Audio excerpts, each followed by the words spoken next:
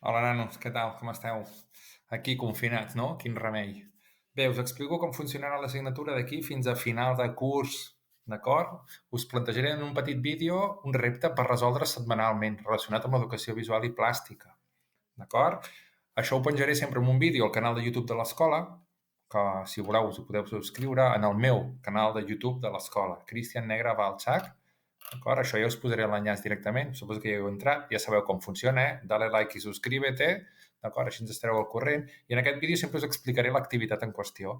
Llavors, quasi tota serà fer una fotografia i pujar-ho en un àlbum, que és el més senzill que podem fer, o com a molt serà enviar-ho per correu electrònic, en teoria també ho sabeu fer. De totes maneres, us ho explicaré tot. D'acord? Si us recordeu, us vaig demanar que féssiu un laberint per als nanos de primària.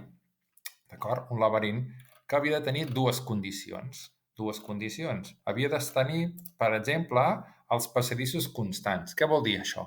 Que si, per exemple, aquí la Romina va fer doncs, d'un quadradet, doncs tots els passadissos del laberint havien de tenir un amplada d'un quadrat. Anem a veure si trobem un altre.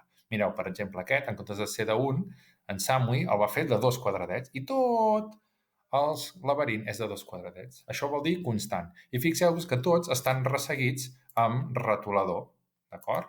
Més o menys tots estan amb retolador, amb boli o amb el que tingueu. Però per què? Perquè s'ha de veure clarament. Quan acabeu, li feu una fotografia i ho pugeu a l'àlbum. Alguns de vosaltres ho heu sabut fer, d'acord? El que passa és que els heu posat del revés, d'acord? De costat. Bé, i ho posa clarament. En horitzontal, please. En horitzontal. Ai, és que no sé pujar les fotografies. Bueno, no és gaire difícil, fixeu-vos, jo us explico com. En aquí teniu una icona que posa afegeix a l'àlbum. Afegeix a l'àlbum. I què fa afegir a l'àlbum? Doncs afegeix a l'àlbum. Jo li dono el botonet i això us ho trobareu en els telèfons mòbils o a l'aplicació a l'ordinador, qualsevol lloc. Si jo selecciono, per exemple, aquesta fotografia, la puc pujar aquí i automàticament m'afegirà la fotografia i me dirà qui ha afegit la fotografia. Fixeu-vos, aquest és el de l'Abril, aquest és de la Míriam, aquest és de l'Abril una altra vegada, que li havia pujat algú altre que no se'n sortia, l'Ilias també aquí, fantàstic nois, i jo tinc aquesta fotografia. Ai, és que m'ha sortit del revés, com ho faig per canviar? Fàcil, clico sobre la imatge i si la fotografia l'he pujat jo, si és la meva fotografia, la podré editar. Jo no puc editar les fotografies dels altres, només puc editar la meva fotografia. Jo clico aquí, clic, clic, i el que faig és poder, doncs, per exemple, girar-la. Oh, veus? Ara el giro. O el que puc fer també és modificar alguna de les seves propietats que tingui.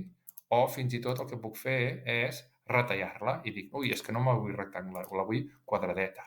I això ho podeu fer igualment des del telèfon o des de qualsevol ordinador quan entreu a aquesta pàgina web.